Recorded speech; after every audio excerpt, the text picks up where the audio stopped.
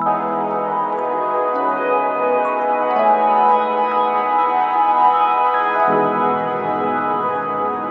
à tous, bienvenue dans votre rubrique Actu Bien-être sur Activision TV.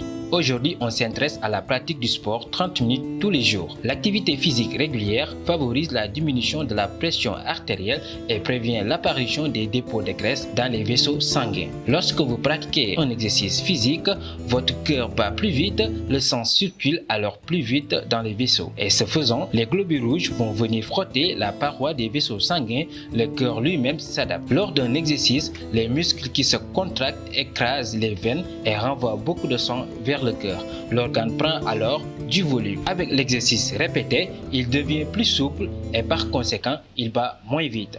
Or, toutes les études montrent qu'un cœur qui bat moins vite a une espérance de vie plus longue. 7 bienfaits de la pratique du sport 30 minutes tous les jours. Sur la peau, une étude canadienne menée en 2014 a révélé que les sportifs de plus de 40 ans avaient une peau 10 à 20 ans plus jeune que les sédentaires. La raison, les protéines nommées myokines sécrétées par les muscles lors des exercices physiques ralentiraient le processus de vieillissement de la peau. Le sport est bon pour le moral. C'est bon pour le moral, oui, mais à condition de tenir au moins 30 minutes dans les zones d'endurance, c'est-à-dire à 60-75% de la FC max, fréquence cardiaque maximale, un effort qui va produire jusqu'à 5 fois plus d'endorphines, des substances procurant une sensation de bien-être au repos.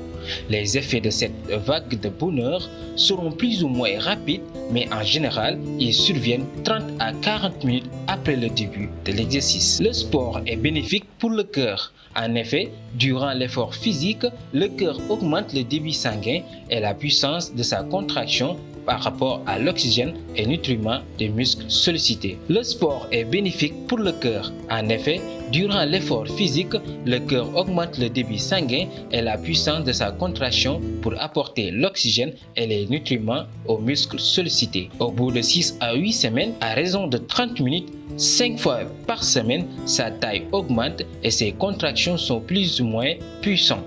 Résultat, le cœur gagne en endurance, mais la fréquence cardiaque de repos diminue tout en assurant le même apport d'oxygène dans l'organisme. Le sport, un remède pour les hypertendus. En ces 30 minutes d'activité modérée quotidienne, ajoutez 2 à 3 séances hebdomadaires plus intenses pour diminuer la pression artérielle, de quoi réduire une hypertension légère et donc prévenir le risque d'AVC et de décès d'origine cardiovasculaire. Le sport et le cholestérol.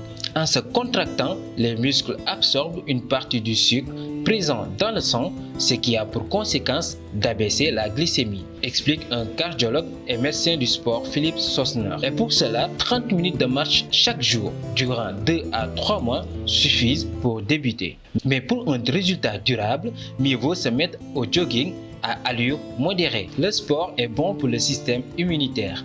30 minutes, c'est bien, mais 45 minutes, c'est mieux. De ce fait, une étude a montré qu'une activité physique modérée 5 fois par semaine durant 3 mois augmente jusqu'à 6 fois la production de leucocytes tueurs, prévenant ainsi les infections virales. Mais paradoxalement, faire du sport plusieurs heures par jour, comme les sportifs de haut niveau, met à mal le système immunitaire durant 3 à 72 heures. Du sport, oui, mais à quelle fréquence?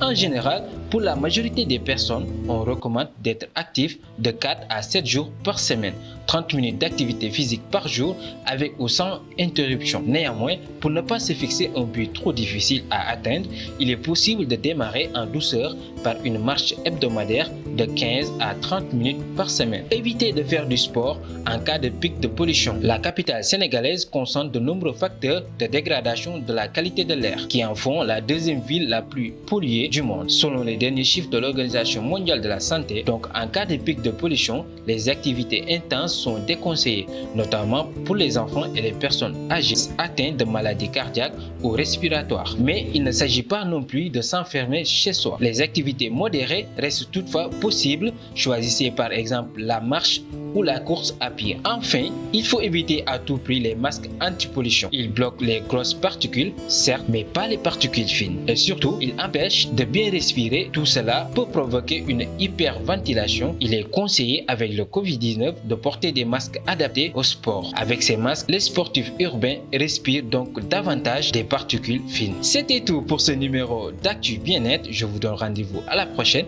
D'ici là, continuez à vous abonner sur la chaîne Activision TV et à nous suivre sur notre site internet www.activision.com.